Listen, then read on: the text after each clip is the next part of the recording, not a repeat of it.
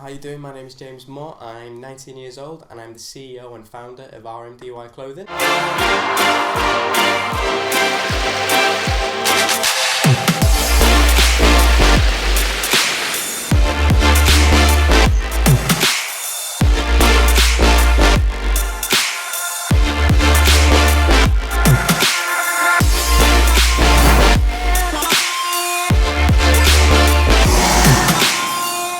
So I've been wanting to do a video for a while now, just talking about how I got started, the highs, the lows, the struggles, everything really. So this channel, I'm going to be doing quite a few videos, everything business, fashion, entrepreneur, lifestyle, everything related really. Just want to kind of inspire people to, regardless of your age, your income, where you live, who you are, whatever, you can do what you want to do in life. So back in 2014, I started the brand RMDY. It was originally called Remedy, Remedy Clothing. Some people still call it Remedy today, but it's officially known as RMDY. So yeah, started that back in 2013. Started when I was 14 years old. I was in year 9 and literally didn't have a clue about fashion, didn't have really a clue about building a brand, didn't have any money, didn't have any experience, didn't know who would make the clothes for me, how to make the clothes, didn't have a clue. Was literally inexperienced, never worked a job, didn't know what I was doing. Went on to Photoshop, just did some little drawings, basic t-shirts. You can see them on the screen now. This is what I started with.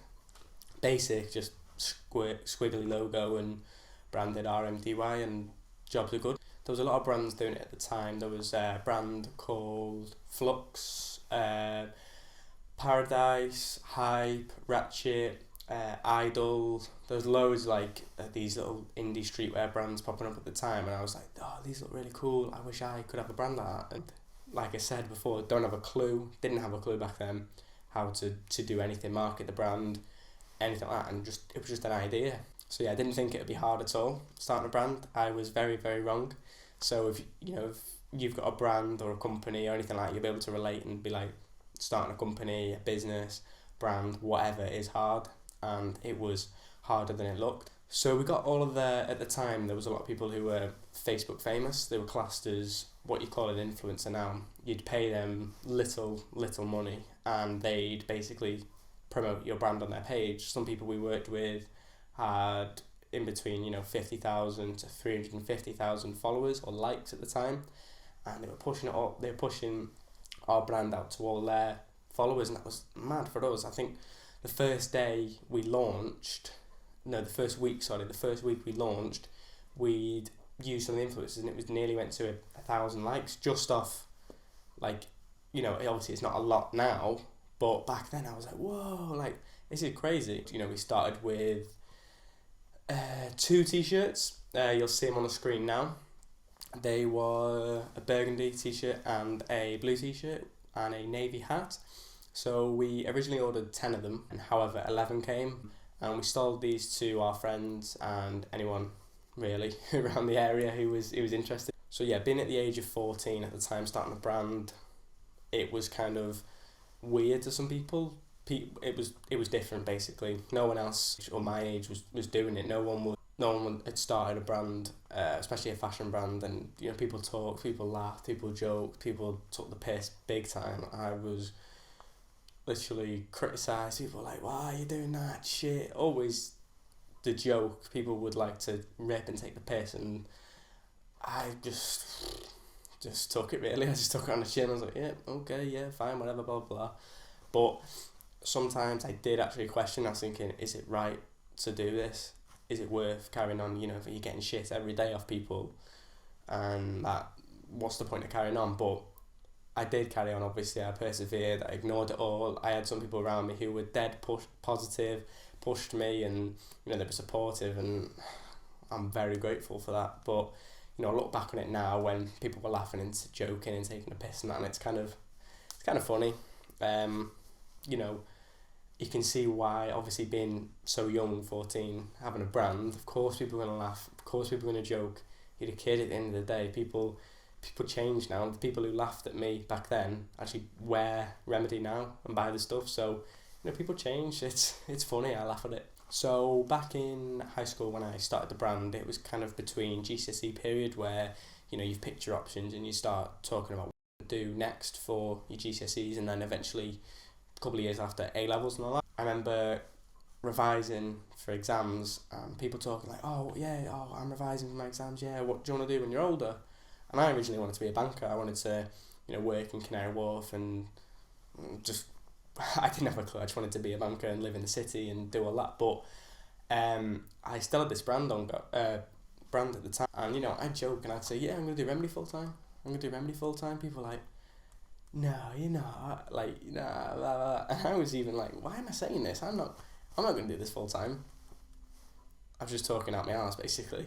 Didn't have a clue. I was just saying it because, you know, there was a part of me like, I'm going to do this. I'm going to be full time. Going for it. You know, I was doing some revision at home, which was messing on my phone. Went on Instagram and I saw the brand Represent at the time were like flying. They just kind of gone from their phase where they were like affordable to more premium luxury, and I was following George Heaton at the time, and I was looking at his stuff and I was like, this is crazy. This is like a guy who's, you know, young, and they were doing it full time, and they were, you know, in their office, you know, working mad hours. I was like, this is sick. I really, really want to do this. I want to, you know, work the hours like that. I want my brand like theirs. Like, it just looked great. It was something I really wanted to be like, you know, I'm working for myself. I'm creating something people want. I'm not just doing it for the sake of it. I'm doing it because I actually love it. And, you know, I was scrolling through and I was just thinking, imagine like having your own brand at a level, you know, creating something like that. And that's, you know, still a goal of mine today, to, you know, grow the brand, keep pushing it out there, getting people to see the mission that we're on and, you know, come on the journey with. I was average in school in terms of grades and all that. It wasn't anything worrying, it wasn't anything, you know, promising. It was just average. But in terms of like work ethic for like trying new things, I was always up for trying new things. I wasn't bothered. I'm still like that today. You know, if Remedy wants to come up with a new idea, and I'm like, go for it. Let's go for it. See what's the worst that can happen. So I decided on going to sixth form. That was the only choice I had really, because Remedy was nowhere near big enough to support me on my own. The growth just wasn't there. It was a tiny brand. It was still kind of like an idea. So decided on sixth form, local one, just went there for 2 years. But whilst in sixth form, in between leaving high school and joining sixth form, I worked a Saturday job, and it was in a sportswear / uniform shop, and that was every Saturday. And to be fair, that experience I learnt from that was the best experience I could get. A turning point in terms of getting an idea how customers work, you know, interacting with the customers, getting customer service. Their systems were quite similar to mine. It was, you know, getting new orders in and fulfilling the orders. They also had equipment to manufacture certain Remedy pieces, so the embroidery they could do, the printing. It was literally like a dream job back then. I could work a shift there, and then on my lunch break have, you know, t-shirts printed, embroidered. Like, it was just the best. I loved it. So after settling into sixth form and all that, I kind of had like a strategy in my head. Didn't have a business plan, didn't have anything like that. I had a strategy in my head. So at the time, it was kind of mad how we were getting making the clothes. It was like, thinking about it now, it's crackers. So being sixth form and get the bus to school and start doing a few lessons, blah blah blah. Break time, about 10:30, go into town, get the bus to the wholesalers, because we were wholesaling at the time. Well, we were buying wholesale items, and you'd go get the bus all the way there and get the bus back, do a lesson back in school, because the wholesaler was ages away. Do a lesson back there. On lunchtime, go to get the stuff embroidered, wait for that to get embroidered, take it to get sewn, get the woven labels in.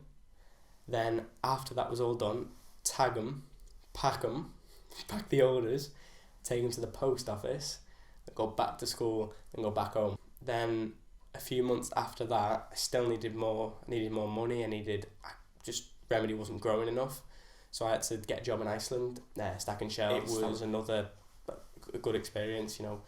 Same again, interacting with the customers, you know, getting a bit more confident and, you know, speaking and blah blah. I'd work evenings, so after 4, I'd come in 4 o'clock till 9 o'clock, then go home, carry on with Remedy till like 1, 2 a.m. in the morning, back up for school, do the same stuff in the day, go to the wholesalers, embroidery, post office, get the stuff sewn, and then back to school, then back to Iceland. And it was literally like a rotating thing, and I was doing that for, I think that was 6-7 months. Just kept doing that most days. Remember one day, obviously because I didn't drive back then, I got a bus all the way to the wholesalers, and the bus stop was, say, like it was like a 10-minute walk to the actual wholesaler's entrance. So, and it was honestly lashing down, had no umbrella, just had my little rucksack and just had to jump out of the bus and peg it. Absolutely soaked I was. But I remember I was running and I was thinking, this is in a weird way, this is great. This is like what I'm wanting to do. I don't care if I get like soaking wet. I'll do whatever it takes to build a brand so I can go on my own and build Remedy basically. But eventually, still in sixth form, this was kind of a big turning point for Remedy. So I remember I got a car at this point, and I drove to the wholesalers, and I was in the car park, and I was thinking, how can I really, really grow Remedy? What can I do? What can we do which is gonna push it out there, get people aware of it, make people know who we are? And Aaron of Geordie Shore at the time, which he still is, like smashing it on Instagram, and he was big at the time, all over social media, in the newspapers. I was like, this guy's sick. He would suit Remedy. But prior to that, when I first started, I remember emailing his agent and saying, I'd love to send him some items, and then they got back to me and was like, we can confirm Aaron is okay for clothes at the moment. Basically no. And I was like, shit. So anyway, 2 years on, 2 or 3 years on, I was like, right, I'd love to get him in the clothes. I remember ringing up the agency, and I was like, right, blah blah blah, let's do this. And then they probably thought, young lad, blah blah blah, thinks he's gonna do this. And then they sent me the invoice, and within literally 2 minutes I paid it straight away.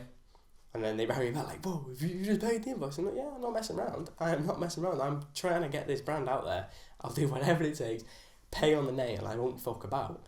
And still to this day they can't believe it. They're like, fucking hell, like, it's mad. So yeah, anyway, started a campaign with him. So he was doing social media posts, just wearing the t-shirts. There's image there, a few images on the screen now, just so you can get an idea of what he was doing. And he was posting about him, saying, he's wearing his new gear, and he was really up for it, which was great, because he was telling his followers, because his followers were our target audience, he was telling them where to shop basically, and it was us. So I was working in Iceland again at the time, and I remember doing a stock count, basically counting all the frozen food to make sure it was all in date, etc. Right? And I remember sneaking off to the toilet to use my phone and checking Instagram, and Aaron had done another post, and I was like, oh my god, this is crazy. Like, the orders were coming in, the Instagram was blowing up, we were getting loads of followers, and I was like, whoa, this is scary, because I'm still working here, but should I be full-time with this? I should be full-time with this. So, I'd come downstairs and I feel my phone in my pocket, buzz, buzz, buzz, buzz, buzz, vibrating. I was like, fuck, like, this is mad. So that was kind of a turning point. I knew, like, it kind of motivated me. I wanted to leave. I wanted to go on my own and put everything in it. Forget school, forget Iceland, forget anything. Just focus purely on RMDY, just doing what I love doing. So it came to the time I'd quit school anyway. Didn't really enjoy going there. I did enjoy, don't get me wrong, but it was kind of a distraction. It was in the way, and it was the same with Iceland. That was a distraction as well. So cleared them both off, and then it was the real hard time basically. Wasn't sure what to do. It was the real hard time. It was kind of now or never basically. So after obviously quitting school, quitting sixth form, quitting Iceland, you have nothing there, you're kind of at your comfort zone. I'm just purely focusing on RMDY. So it was kind of scary at first. I was like, oh my god, this is mad, and it happened that fast. Like, talking about it now, it happened that fast. It's mad to think back on that actually happened. I was working a job in Iceland as well as going to school, and then eventually I was on my own. It just happened too quick. It was mad. So being on my own, I think it was, well, quitting Iceland, quitting school was the best thing I ever did. So lucky to be able to wake up every day and do what I want to do in terms of the brand. Every day is the brand day. Every day is me focusing purely on Remedy, building the brand, doing what I think is going to have an impact on the brand, and just doing that every day. I enjoy it, I love it, and I think I'm happy I chose what I did.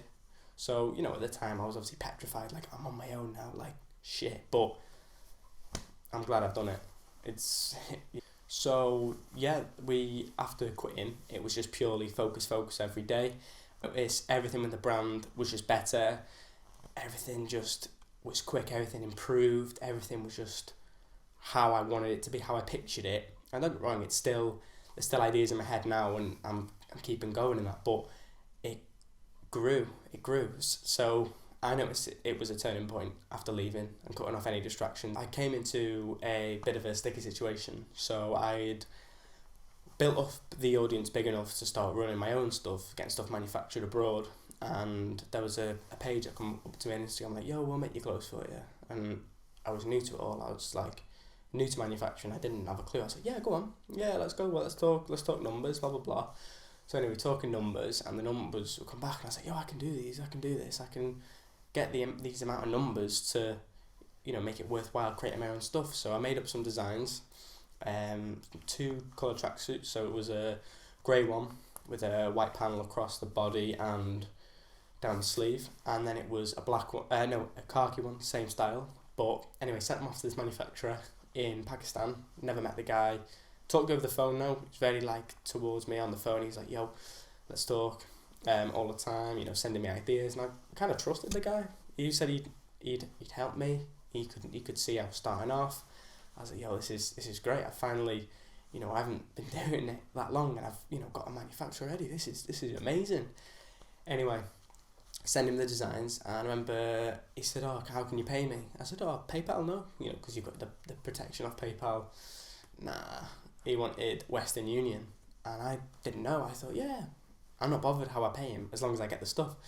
So stupidly, I go to the bank, withdraw money. I'm not going to say how much, but it was a lot back then, and it was a lot back then. So anyway, I withdraw the cash, went to the like Western Union shop, and I was like, can I pay this? Blah blah blah. And the woman said, you doing this? He's going to Pakistan. I was like, yeah, fine, yeah, we're all mates, you know, that he's, you know, making manufacturing and all that. He said, okay, once this payment leaves here now, there's no way of getting it back. I was thinking in my head, it doesn't matter, he's making me the stuff, so it doesn't matter. Nah. As soon as I sent that money, I rang him. I said, yo, I've sent you the money. Oh, thank you very much. Talking for a little bit, like, oh yeah, going to work on the samples, going to work on everything, get it all sorted. 6 weeks time, it'll be there for you, blah blah blah. Anyway, didn't hear from him. So I just thought, oh, he's obviously cracking on with the work. Nah. I rang him 6 weeks after paying him, blocked the number so it wouldn't go through. I was like, nah, not to worry, you know, these things happen. Kept chasing, using other people's phones to ring him. Blocked the number, wouldn't answer. I was following his Instagram page, and there was another brand at the time commenting on his post saying, yo, where's my stuff? I ordered it 2 years ago. And I just thought, like, oh no, I've just lost a lot of money to this guy who's scammed me. So I was like, oh no, what can you do? Like, you know, I'm new to the business, just gone on my own. Like, what do I do? Like, I was absolutely gutted.